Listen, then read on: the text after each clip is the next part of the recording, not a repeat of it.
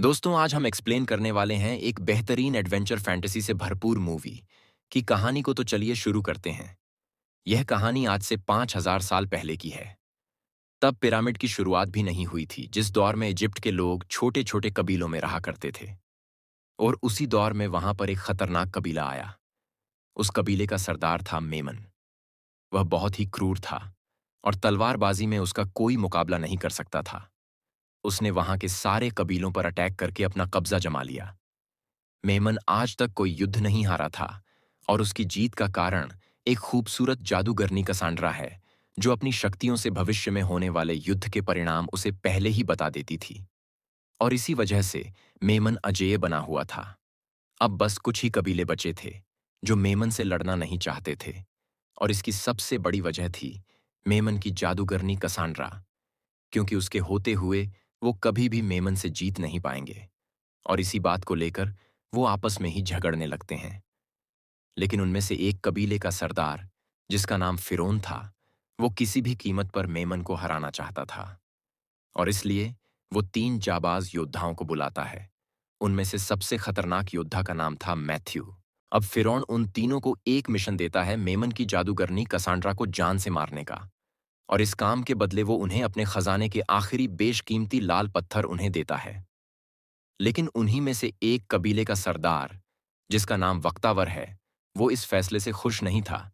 इसके बाद वह तीनों योद्धा जादूगरनी कसांड्रा को मारने के लिए अपने मिशन पर निकल पड़ते हैं। और कुछ घंटों के सफर के बाद मैथ्यू, उसका भाई और उसका एक और साथी मेमन के उस ठिकाने पर पहुंच जाते हैं जहां मेमन और जादूगरनी कसांड्रा रुके होते हैं। अब वहां पहुंचकर वो तीनों एक एक करके मेमन के सैनिकों का सफाया करते हुए जादूगरनी कसांड्रा को ढूंढने लगते हैं। तभी हम मेमन के कुछ सैनिकों को देखते हैं जो एक चोर को उल्टा लटकाकर उसे मारने वाले थे। लेकिन तभी मैथ्यू उन सैनिकों को मारकर आगे बढ़ जाता है। लेकिन तभी अचानक मेमन के सिपाही उन पर तीरों से हमला कर देते हैं, जिसमें मैथ्यू तो खुद को बचा लेता है, लेकिन उसके भाई और उसके साथी को तीर लग जाता है, जिसमें उसका एक साथी तो वहीं पर मर जाता है। इसके बाद मैथ्यू एक तंबू में घुस जाता है, जहां पर उसे जादूगरनी कैसेंड्रा मिल जाती है। अब जैसे ही मैथ्यू उस पर तीर चलाने वाला होता है, तभी कैसेंड्रा उससे कहती है कि मैथ्यू, तुम्हारे साथ धोखा हुआ है और मुझे पता है तुम यहां किस लिए आए हो। तभी वहां पर मेमन के सिपाही आ जाते हैं और मैथ्यू से फाइट करने लगते हैं। इसके बाद मैथ्यू पकड़ा जाता है और उसे मेमन के पास ले जाया जाता है।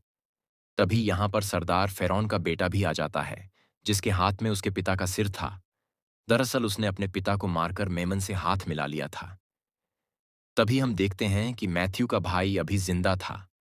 मेमन के सैनिक उसे वहां लाते हैं। इसके बाद मेमन मैथ्यू के भाई को उसकी आंखों के सामने ही मार देता है और अब वो मैथ्यू को भी मारने वाला था। लेकिन तभी कसांड्रा उससे कहती है कि आज इसका नसीब उसके साथ है। आज आप उसे नहीं मार सकते। और अगर तुमने या तुम्हारे किसी सैनिक ने मैथ्यू को मारने की कोशिश की तो यह तुम्हारे विनाश की शुरुआत होगी। कसांड्रा कि कहीं हर एक बात हमेशा सच साबित होती थी और इसलिए मेमन उसकी बात मान लेता है। अब अगले दिन हम देखते हैं कि मैथ्यू और उस चोर को जमीन में गाड़ दिया जाता है। सिर्फ उन दोनों के सिर जमीन के ऊपर थे। इसके बाद कुछ सैनिक लाल चींटियों के बांबी में जलती हुई लकड़ी डाल देते हैं, जिससे वो जहरीली चींटियां उनकी ओर बढ़ने लगती हैं। वह चींटियां इतनी खतरनाक होती हैं कि वह उन दोनों को कुछ ही मिनटों में कंकाल बना सकती है। लेकिन इससे पहले ही वह चोर वहां से 9-2-11 हो जाता है और मेमन के सैनिकों पर पीछे से अटैक करता है, जिसके चलते उन चींटियों की बांबी टूट जाती हैं और अब वो चींटियां चारों तरफ से मैथ्यू की ओर बढ़ने लगती हैं। अब मैथ्यू उस चोर से उसकी हेल्प करने के लिए रिक्वेस्ट करता है। इस पर वह चोर कहता है कि पहले वादा करो कि तुम मुझे नहीं मारोगे और हमेशा अपने साथ रखोगे और लूट का आधा हिस्सा मुझे दोगे। अब मैथ्यू उसकी सभी मांगों को मान लेता है। इसके बाद चोर उसे बचा लेता है। अब मैथ्यू अपने भाई की मौत का बदला लेने के लिए उस चोर को वहीं छोड़कर वहां से मेमन के राज्य कुमोरा की ओर जाने लगता है। दूसरी तरफ हम मेमन को देखते हैं, जो कसांड्रा के पास आता है और उससे पूछता है कि आज का दिन कैसा रहेगा। इस पर कसांड्रा उससे कहती हैं कि आज तुम पश्चिम पर कब्जा कर लोगे। मेमन कहता है कि वह बचे हुए कबीलों पर हमला करके पूरे राज्य पर शासन करेगा और अमन कायम करेगा। इस पर कसांड्रा कहती है कि लड़ाई और खून खराबे से कभी अमन कायम नहीं हो सकता, जिस पर मेमन कहता है, इसके बिना और कोई रास्ता नहीं है, और जब मैं इस देश का राजा बनूंगा तब मैं तुमसे शादी करूंगा। तब कसांड्रा कहती हैं कि जब तक मैं कुंवारी हूं तब तक ही मुझ में भविष्य देखने की शक्तियां रहेगी। अगर तुमने मुझसे रिश्ता बनाया तो मेरी शक्तियां हमेशा के लिए खत्म हो जाएंगी। दूसरी तरफ मैथ्यू और वो चोर मेमन के शहर में पहुंच जाते हैं। अब वह चोर मैथ्यू से कहता है कि मैं भी तुम्हारे साथ चलता, लेकिन मेमन ने मुझ पर इनाम रखा है, इसलिए तुम जाओ, मैं यही तुम्हारा इंतजार करता हूं। अब मैथ्यू उसके मुंह पर मुक्का मारकर उसे बेहोश कर देता है और उस शहर में घुसने के लिए मेमन के सैनिकों से कहता है कि मैं इस चोर के बदले इनाम की रकम लेने के लिए आया हूं। इसके बाद उसे जाने दिया जाता है। जब मैथ्यू उस शहर बाजार में जाता है जहां पर कुछ बच्चे मैथ्यू को घेर लेते हैं और उसके लाल पत्थर की पोटली चुराकर भाग जाते हैं। मैथ्यू उस बच्चे का पीछा करता है और उसे पकड़ लेता है। इसके बाद वो उस बच्चे से उसे मेमन के महल तक ले जाने के लिए कहता है और इसके बदले में वो उसे बेशकीमती पत्थर देगा। इस पर वह बच्चा मान जाता है। अब वो बच्चा उसे महल के अंदर ले आता है। तभी मेमन के सैनिक उसे देख लेते हैं। अब मैथ्यू और वो बच्चा एक लैब में पहुंच जाते हैं जहां पर उन्हें एक बूढ़ा आदमी मिलता है। दरअसल वो एक वैज्ञानिक है और वो बारूद बना रहा होता है। मेमन ने इस वैज्ञानिक को बंदी बना रखा है ताकि वो मेमन के लिए नए नए आविष्कार कर सके। मेमन चाहता है कि वो आदमी एक ऐसे बारूद का निर्माण करे जिसे वह जंग में इस्तेमाल करेगा। इसके बाद मैथ्यू उस आदमी से मेमन के बारे में पूछता है। इस पर बूढ़ा कहता है कि इस समय मेमन तुम्हें कसरत करते हुए अखाड़े में मिलेगा। इसके बाद वह बच्चा मैथ्यू को उस जगह पर लेकर जाता है जहां से वह मेमन पर निशाना लगा सकता था। अब मैथ्यू उस बच्चे को उसके काम के बदले में उसे एक लाल पत्थर दे देता है।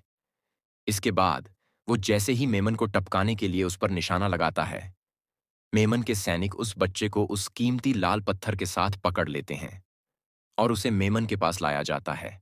अब मेमन उस पत्थर को चुराने के जुर्म में उस बच्चे का हाथ काटने का आदेश देता है, क्योंकि इजिप्ट में चोरी करने वाले की यही सजा है। जैसे ही मेमन का सैनिक उस बच्चे का हाथ काटने के लिए हथियार उठाता है, मैथ्यू को मजबूर होकर उस बच्चे को बचाने के लिए उसके सैनिक पर निशाना लगाना पड़ता है, जिसके चलते मेमन सतर्क हो जाता है और बच जाता है। जिसके बाद मेमन के सैनिक मैथ्यू पर तीर चलाने लगते हैं और मैथ्यू को वहां से भागना पड़ता है। इसके बाद वो छुपने के लिए वापस उस वैज्ञानिक की लैब में घुस जाता है और उसके बनाए यंत्र से जंप लगाकर मेमन की दासियों के कक्ष में गिरता है। अब मैथ्यू उन दासियों के बीच फंस जाता है और तभी मेमन के सैनिक भी वहां आ जाते हैं। इसके बाद मैथ्यू उन सैनिकों से फाइट करते हुए महल से नीचे गिरकर लटक जाता और सीधा जादूगरनी कसांड्रा के कक्ष में जा गिरता है। उस समय जादूगरनी कसांड्रा स्नान कर रही होती हैं। तभी मेमन के सैनिक वहां भी आ जाते हैं। अब मैथ्यू उस जादूगरनी को अपने साथ लेकर पानी के रास्ते महल से बाहर आ जाता है, जहां पर एक बच्चा कुएं में सिक्का डालकर विष मांग रहा होता है। इसके बाद मैथ्यू और कसांड्रा भेष बदलकर महल से बाहर आ जाते हैं और अपने ऊंट पर बैठकर मुर्दों की घाटी की तरफ निकल जाते हैं, क्योंकि वह जानता था कि मेमन कसांड्रा को उससे छुड़ाने के लिए महल से बाहर जरूर आएगा। दूसरी तरफ महल में सभी को पता चल जाता है कि कसांड्रा महल में नहीं है। अब मेमन अपने सैनिकों को आदेश देता है कि जाओ और मैथ्यूज को मार डालो और कसांड्रा को वापस महल में ले आओ, और वो उन्हें जानलेवा बिच्छू के जहर से भीगा हुआ तीर अपने सैनिकों को देता है। अब वो तीनों मुर्दों की घाटी तक पहुंच जाते हैं और रात हो जाने पर वो तीनों वहीं पर सो जाते हैं। तब कसांड्रा वहां से भागने की कोशिश करती है, लेकिन उसके पैर में रस्सी बंधी होती है। अब मथायस जादूगरनी से पूछता है कि क्या तुम मेमन के पास वापस जाना चाहती हो। कसांड्रा उसे बताती हैं कि वह मेमन के पास वापस नहीं जाना चाहती, क्योंकि उसने मुझे बचपन से बंदी बनाकर अपनी कैद में रखा था ताकि मेरी शक्तियों का इस्तेमाल करके पूरे राज्य पर कब्जा कर सके। अब मैथ्यू उससे पूछता है कि उस रात तुमने मुझे क्यों बचाया। इस पर कसांड्रा जवाब देती हैं कि मुझे पता था कि तुम मुझे मेमन की कैद से आजाद कर दोगे। इसके बाद मैथ्यू उसके पैरों में बंधी रस्सी को काट देता है और कहता है, अगर तुम जाना चाहो तो जा सकती हो। लेकिन कसांड्रा अब उसके साथ ही रुकने का फैसला करती हैं। फिर अगले दिन वह तीनों अपने सफर में आगे बढ़ जाते हैं। तभी मैथ्यूज को रेत के तूफान की आहट होती है और इसके बाद वो एक बांस की नली में हीरा डालकर देखता है तो उसे मेमन के सैनिक उनकी तरफ आते हुए दिखाई देते हैं। अब मैथ्यूज उन दोनों को वहीं छोड़कर अकेले ही उनसे भिड़ने अपने ऊंट पर बैठकर निकल पड़ता है। जैसे ही मैथ्यूज उन सैनिकों के करीब पहुंचता है, तभी उसके पीछे से एक बहुत खतरनाक रेत का तूफान आ जाता है, जिसके चलते मेमन के सैनिकों को कुछ भी दिखाई नहीं देता। और अब मैथ्यूज उस तूफान का फायदा उठाकर मेमन के सैनिकों पर अटैक करने लगता है और फिर अचानक ही गायब हो जाता है। तभी मेमन के सेनापति को वहां पर एक गुफा नजर आती है। इसके बाद वह अपने बचे हुए सैनिकों को लेकर उस गुफा में चला जाता है। अब जैसे ही सैनिक गुफा में आगे बढ़ते हैं, रेत का दलदल उन्हें निगल जाता है। इसके बाद उनका सेनापति उन सभी को पत्थरों पर चलने के लिए कहता है, लेकिन मैथ्यूज एक एक करके उन बचे हुए सैनिकों को मार देता है। अब मेमन का सेनापति अकेला ही रह जाता है, इसलिए वह अपनी जान बचाकर उस गुफा से बाहर निकल आता है। अब मैथ्यूज और उसकी फाइट होती है, और इसी दौरान वो सेनापति बिच्छू के जहर में भीगा हुआ तीर उसके पैर में घुसा देता है, जिससे मैथ्यूज के पूरे शरीर में जहर फैल जाता है और वो किसी तरह उन दोनों तक पहुंच जाता है। अब रात होने पर मैथ्यूज को बहुत तेज बुखार हो जाता है और उस जहर की वजह से वो ज्यादा देर तक जिंदा नहीं रह पाता। अब जादूगरनी कसांड्रा अपनी शक्तियों का इस्तेमाल करके मैथ्यूज के शरीर से जहर को बाहर निकाल देती है, लेकिन उस जहर के प्रभाव से वो बेहोश हो जाती हैं। लेकिन मैथ्यूज की जान बच जाती है। अगले दिन सुबह मैथ्यूज कसांड्रा से पूछता है कि तुमने मेरी जान क्यों बचाई। इस पर कसांड्रा उससे कहती हैं कि अपने लोगों को मेमन से आजाद कराने के लिए। अब मैथ्यूज को मेमन के सेनापति के पास एक पक्षी बैठा हुआ मिलता है। इसके बाद वो उस सेनापति के लॉकेट को उस पक्षी के जरिए मेमन तक पहुंचाता है, जिसे देखकर मेमन समझ जाता है कि उसने उसके सभी लोगों को मार दिया है। लेकिन मेमन सबसे झूठ बोलता है। इसके बाद वो अपने खास लोगों से कहता है कि कसांड्रा मैथ्यूज के साथ है और वो हमारी ओर बढ़ रहा है, जाओ और उसे खत्म कर दो। दूसरी तरफ मैथ्यूज, कसांड्रा और वो चोर रेगिस्तान के रास्ते आगे बढ़ रहे होते हैं। तभी उन्हें वहां पर एक ब्लास्ट होता हुआ नजर आता है। तभी उन्हें वहीं पर वह बूढ़ा वैज्ञानिक भी दिखाई देता है, जो अब बारूद बनाने में कामयाब हो गया है। और इसके बाद वो वैज्ञानिक भी मैथ्यूज की टोली में शामिल हो जाता है। चलते चलते उन्हें एक जगह बहता हुआ पानी दिखाई देता है। वो सब बहुत प्यासे लग रहे थे।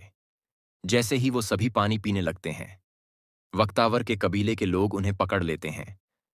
दरअसल इस कबीले के लोग मेमन से छुप कर रहते थे और इसलिए अब तक बचे हुए थे। अब उन चारों को वक्तावर के सामने पेश किया जाता है। अब वक्तावर अपने लोगों से जादूगरनी कसांड्रा को मारने के लिए कहता है, क्योंकि उस जादूगरनी को ढूंढते हुए मेमन उनके कबीले तक पहुंच जाएगा और फिर उसके कबीले पर अटैक कर देगा। लेकिन तभी मैथ्यूज खुद को छुड़ाकर वक्तावर से कहता है कि तुम्हें उसे मारने से पहले मुझसे निपटना होगा।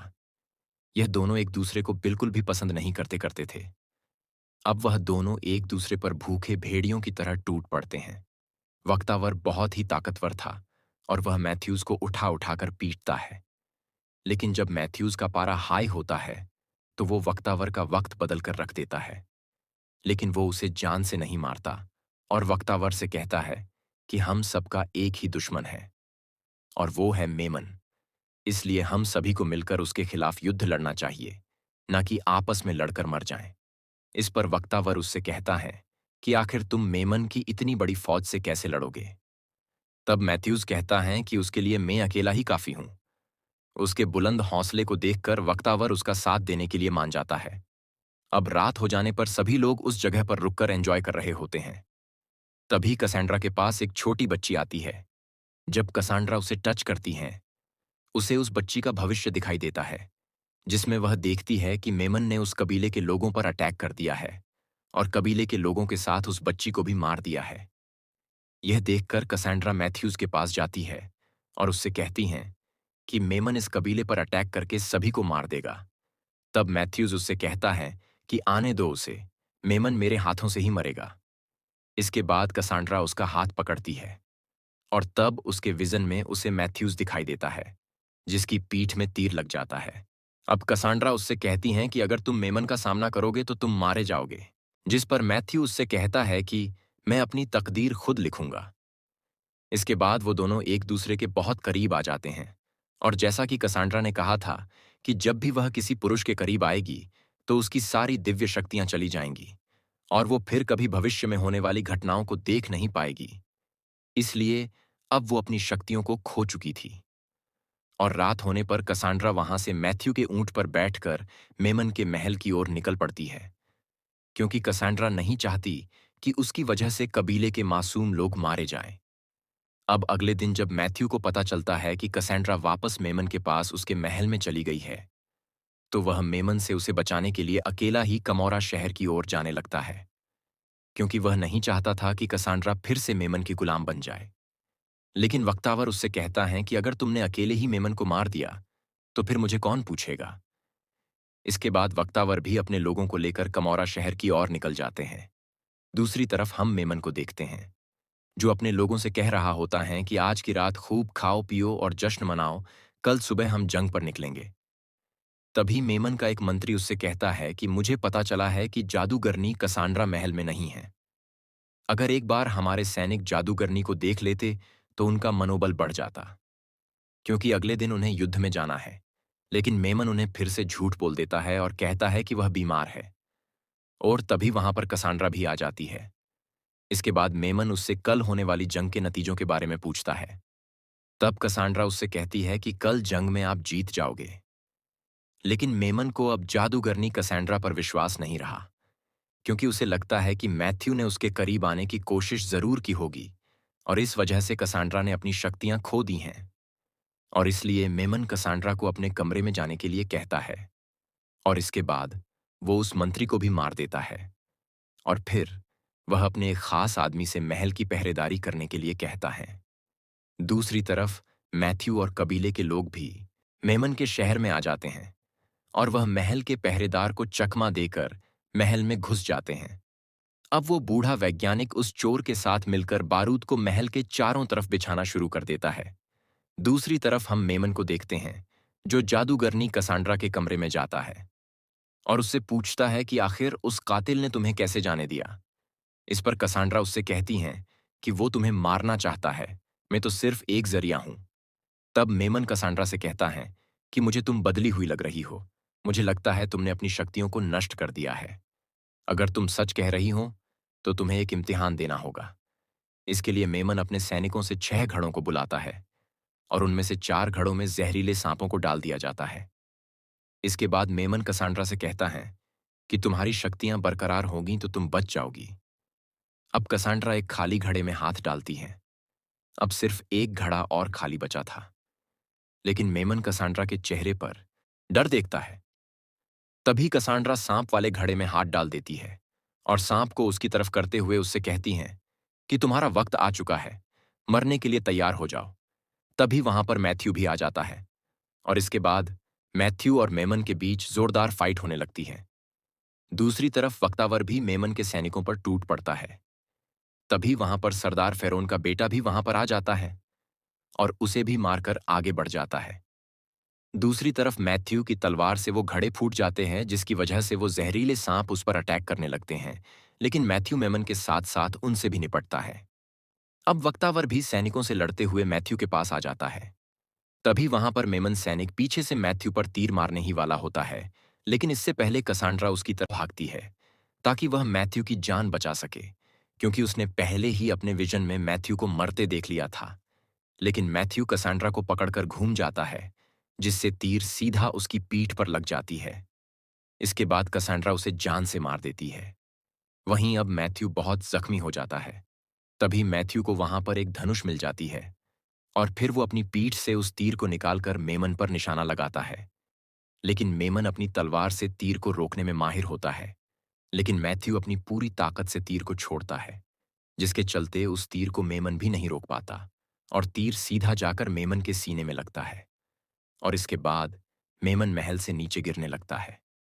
उसी समय वो चोर उनके बिछाए बारूद में आग लगा देता है और तभी एक बहुत बड़ा धमाका होता है।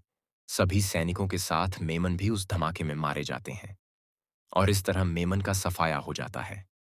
इसके बाद सभी लोग मैथ्यू को अपना राजा मान लेते हैं। इसके अगले दिन कबीले के सभी लोग वापस अपने अपने इलाके में चले जाते हैं। साथ ही वक्तावर भी मैथ्यू को अलविदा कहकर वापस अपने कबीले में लौट जाता है। तब कसांड्रा मैथ्यू से कहती हैं कि मैं देख सकती हूं कि अब इस राज्य पर कोई खतरा नहीं रहा। जिस पर मैथ्यू उससे कहता है कि तुमने ही तो कहा था कि अगर तुम किसी के करीब आओगी तो तुम्हारी सारी दिव्य शक्तियां चली जाएंगी। तो फिर आज तुमने भविष्य को कैसे देख लिया?